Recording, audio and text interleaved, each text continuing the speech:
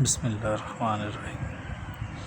امام مالک رضی اللہ عنہ بواسطہ یحییٰ بن سعید رضی اللہ عنہ حضرت سعید بن المسیب رضی اللہ عنہ سے روایت کرتے ہیں، ابن اسلم کا ایک شخص حضرت ابوبکر صدیق رضی اللہ عنہ کے پاس آیا اور زنا کا اقرار کیا۔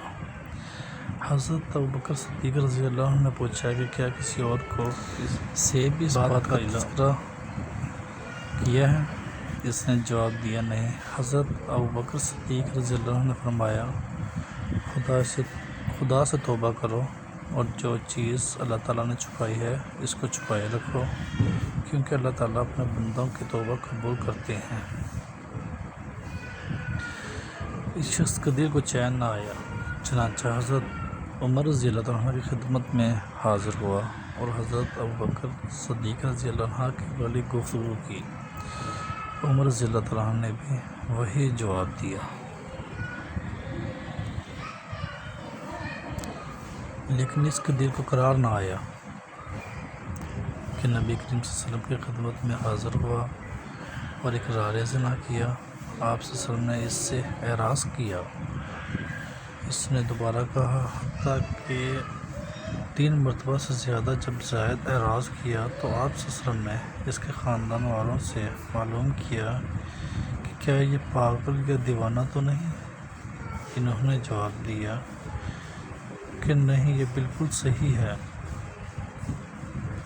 آپ صلی اللہ علیہ وسلم نے پوچھا، یہ کنوارہ ہے یا شادی شدہ؟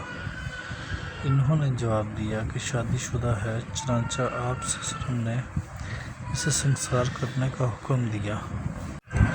امام مسلم روایت کرتے ہیں کہ اس شخص نے 4 مرتبہ اعتراف کیا ہے، اور ایک روایت میں ہے کہ اس نے 2 مرتبہ اعتراف کیا، اور ایک اور حدیث میں ہے کہ اس نے 3 مرتبہ اعتراف کیا۔ اور پھر آپ صلی اللہ علیہ وسلم نے عشاء کی نماز میں خطبہ دیا اور فرمایا کہ جب ہم جہاد کے لیے جاتے ہیں تو ہمارے اہل و عیال میں ایسا شخص پیچھے رہ جاتا ہے جو کہ بکرے کی طرح باشہوت آوازیں نکالتا ہے، لہذا ضروری ہے کہ ایسے شخص کو عبرتناک سزا دو۔ راوی کہتے ہیں کہ آپ صلی اللہ علیہ وسلم نے اس کے لیے استغفار کیا اور نہ ہی برا بھلا کہا۔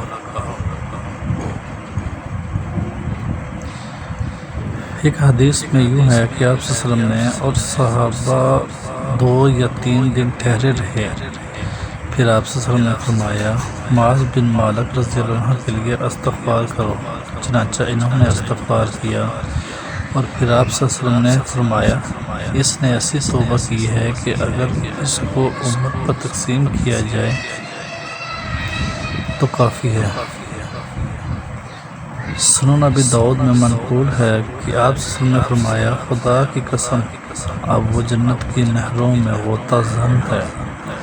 امام مالک رضی اللہ عنہ یعقوب بن زید سے، وہ اپنے باپ زید بن طلحہ سے، اور وہ عبداللہ رضی اللہ تعالیٰ عنہ بن ابی ملکیہ سے روایت کرتے ہیں کہ ایک عورت آپ صلی اللہ علیہ وسلم کی خدمت میں حاضر ہوئی کہ اس نے زنا کیا اور وہ حاملہ ہے۔ آپ صلی اللہ علیہ وسلم نے فرمایا، وضع حمل ہو جائے پھر آنا۔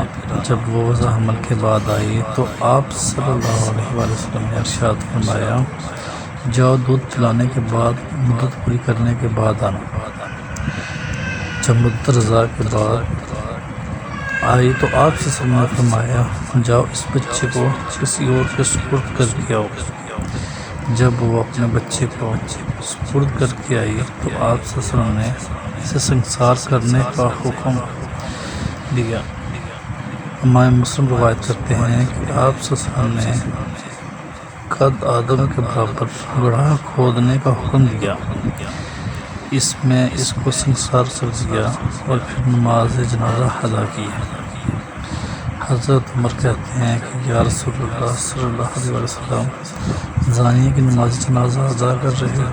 آپ صلی اللہ علیہ وسلم نے فرمایا، اس نے ایسی توبہ کی ہے کہ اگر اس کی توبہ کو مدینہ کے 70 افراد پر تقسیم کیا جائے تو ان کو کافی ہے۔ کیا تم کو اس سے افضل توبہ ملی ہے؟ اس نے اپنے نفس کو مارا، اچھا بنا کر خدا کے سامنے پیش کیا۔